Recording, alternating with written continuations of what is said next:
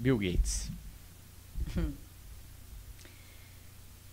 Também como muitos outros espíritos, regido pela última reencarnação, aonde essa última não só aproveitou todos os caminhos de sua vida, como também trouxe a inteligência, o merecimento e a prática.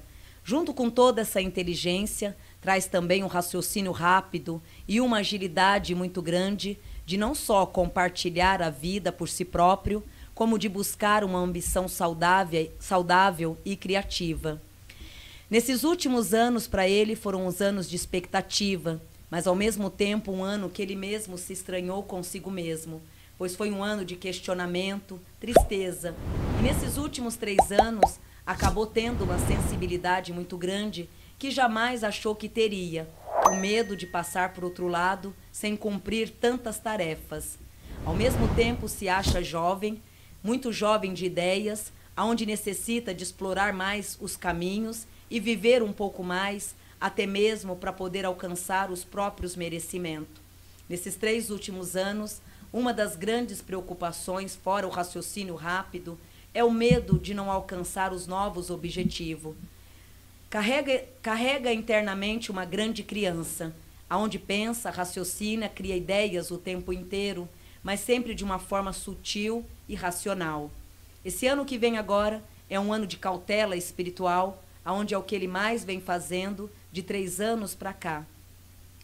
O que traz um perfil de uma pessoa muito inteligente, muito prático, muito objetivo, e que tudo o que ele fez na vida, ele é muito grato a si próprio. É como se ele fosse um pouco convencido com ele mesmo, e a própria admiração ele traz para ele mesmo o tempo inteiro, numa forma muito racional. Ele mesmo se orgulha de si próprio.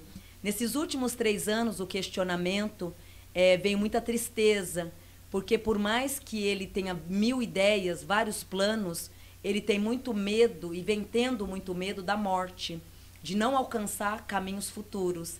Então esses 3 últimos meses, né, que para nós são os 3 últimos anos, traz muita solidão e caminhadas internas com ele mesmo. O ano que vem traz um ano de cautela, porém grandes projetos.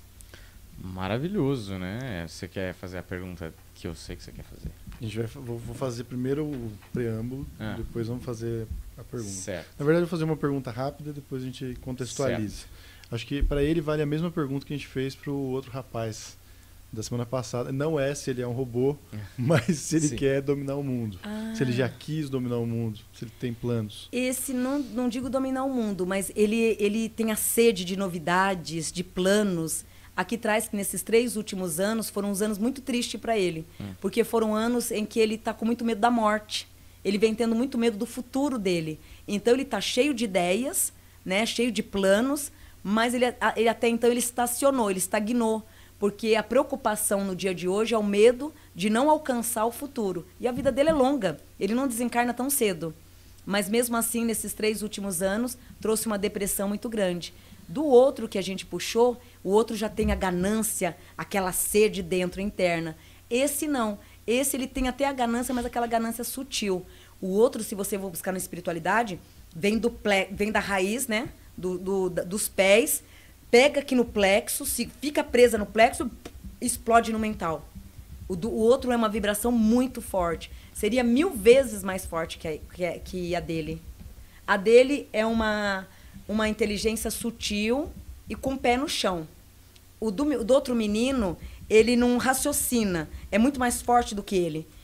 Vem de uma vez como um furacão e explode. Por isso que muitas coisas acabam dando certo para o outro, porque ele não para pensar, ele age e faz. E nessa tendência sempre é de dar tudo muito certo. O outro, para quem não acompanhou, é o Mark Zuckerberg, dono do Facebook. Mas engraçado, então na verdade os dois, essa coisa essa vontade de ser grande vem meio que de uma arrogância e não de uma maldade exatamente. Isso, né? Não tem, nenhum dos dois tem maldade. Nenhum, coração dos dois, coração muito bom. Porém, o primeiro, Marcos? Zuckerberg, vamos chamar assim, que é o sobrenome dele.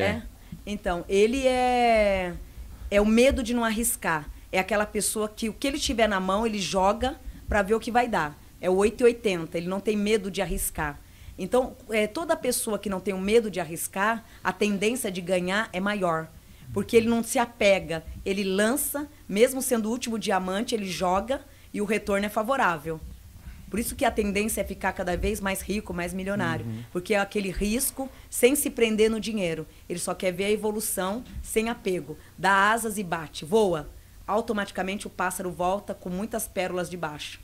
Ele é mesmo processo, ele tem o mesmo processo, mas um processo mais razão, mais pé no chão. O outro menino já não. Maravilha. Isso encaixa perfeitamente, na verdade, né, com a história que eu vou contar sobre ele. Sobre esse? Sobre esse, é. Porque você diz que ele tem muito medo da morte, né?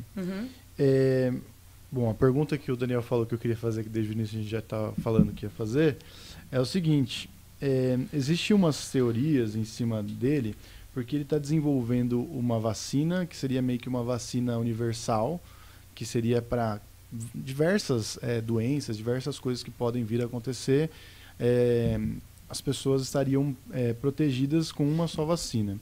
E uma das coisas que ele está propondo é como se fosse uma tatuagem, que na verdade é um pequeno chip que ele colocaria, mas muito pequenininho, assim, perto da vacina, e aí as pessoas com o celular conseguiriam identificar se a pessoa está ou não vacinada, que é uma discussão que a gente está tendo muito nesses últimos tempos. E, inclusive, a substância chama luciferase, que é da luz que iria ficar fosforescente. Eu não sei explicar direito isso, sim, mas... Teria uma identificação por luz ali na tatuagem, né? Para saber se a pessoa foi ou não vacinada. Mas o nome é curioso, né? Até o Daniel Mastral, que veio aqui, e antes, né, na entrevista de antes, ele falou sobre isso. E a gente brincou, né, sobre luciferase, que, nossa, que conveniente. Aí, obviamente, né, Lúcifer vem de luz, a gente sabe disso, mas, enfim, tudo isso, né, encaixa numa narrativa conveniente e interessante. Você vê que esse desenvolvimento dessa vacina é por algo negativo, porque o pessoal associa muito a marca da besta, né, que vai estar em todo mundo e nada vai poder ser comprado ou vendido sem a marca da besta e tal. Não. Aqui traz... Não é por maldade e energeticamente não traz nenhum caminho de maldade. E sim passar para a humanidade o que ele também gostaria de ter dentro dele mesmo. Então é totalmente uma energia positiva e não uma negativa. Em nenhum momento passa por cargas negativas ou de ser rótulos, né, de forças negativas, espiritualmente falando, não. E sim uma forma de também poder ajudar e mostrar para as pessoas que elas são capazes de se manter mais, né, mais tempo e também protegida. Então o medo da morte faz sentido, né?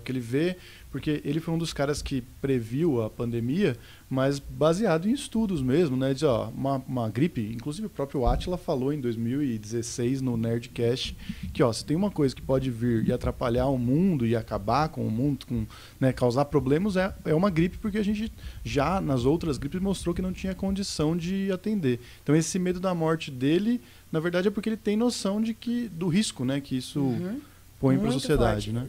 Puxando na evidência, esses 3 últimos anos traz muito medo mesmo, mas muito medo. É a ponto dele se surpreender com o sentimento do medo, desse medo, que até então nunca teve por outras coisas. Certo. Maravilha. Vamos para as perguntas? Vamos. Vamos lá.